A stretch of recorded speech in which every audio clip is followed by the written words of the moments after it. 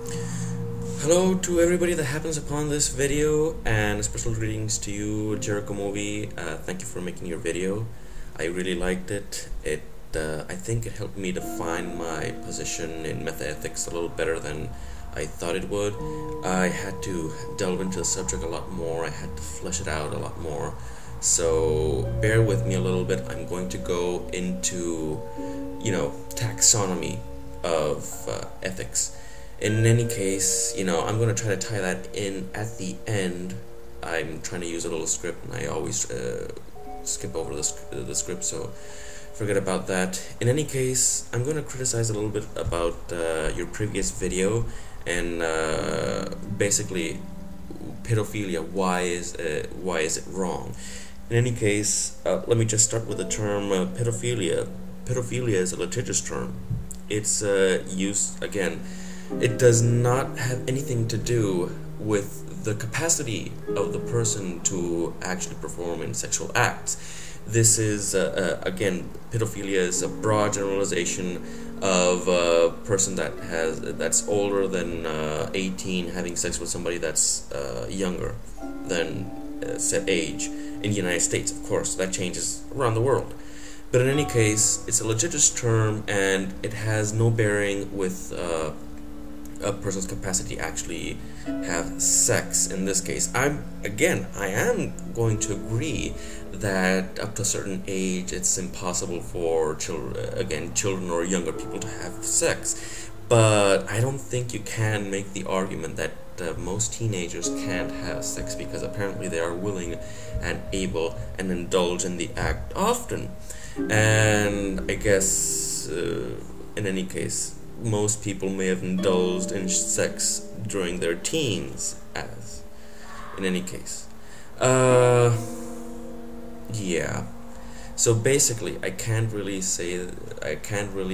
approve of the exact definitions you gave, that people underage are just incapable of doing it. Again, certain people of a certain age and up, some people mature earlier, of course. Women tend to mature earlier than men in most cases, but that doesn't even hold relevance to the moment. That teenagers can indulge in sex, and it can, again, desire it and can want to partake, and still it is an illegal act. The whole idea is why it's an illegal act is because children or people under the age of 18 legally do not have competence, and competence, again, legal competence, is something defined in court. And again, this varies widely. That's why emancipation exists. That's why there are a lot of children that are actually emancipated from their households.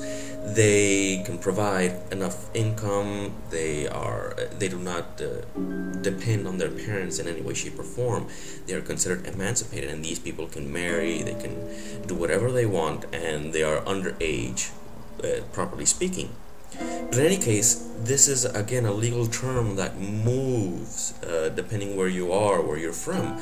Now let's talk about, for example, for us, the legal age starts at 18. For the Spanish and the English, I guess it starts at 16. I understand that for the English, definitely, but I'm a little bit doubting of whether the Spanish also have they start their legal age at 16. I'm not talking about Latin America. Latin America, mostly it's all prescribed at 18 or older.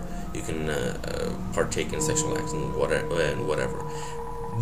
There is a tacit rule that, well, not a rule, but it's tacitly implied that in certain places in Latin America that it's permitted to indulge at earlier ages. I see a lot of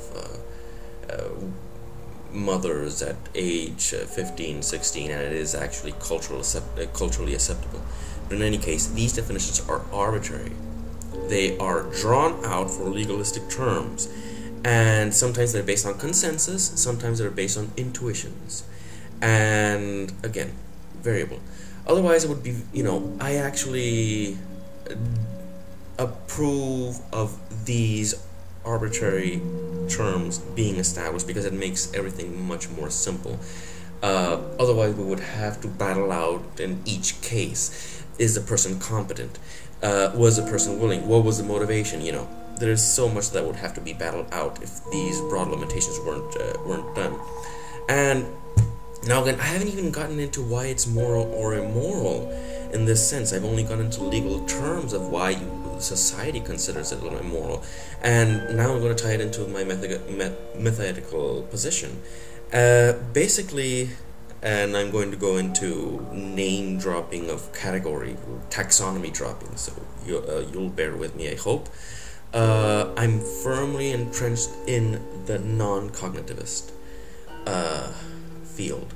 Basically, it says that I am skeptical of whether there are or not moral truths that actually exist. I'm not really sure if we can actually know them, if they do exist in any case. So I'll say that I'm somewhat between intuitivism and prescriptivism. Again, taxonomy dropping.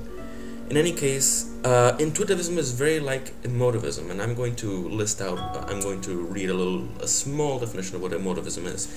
The emotivism basically says that moral judgments cannot be translated to non-ethical empirical terms, so you cannot do experiments on moral propositions. There is no objective reality to the propositions when you talk about morality. You cannot experiment on them. There is no other way of saying one thing is moral or another or not if it's not based on your intuitions, on what you feel, your gut feelings, what you think would be right, what in some cases what you think would be logical. But what you think would be logical is also based on certain feelings you have toward self-preservation and so on. So again, negligible in some cases, at least in my perspective, it's non-objective, hence where I'm a non-cognitivist.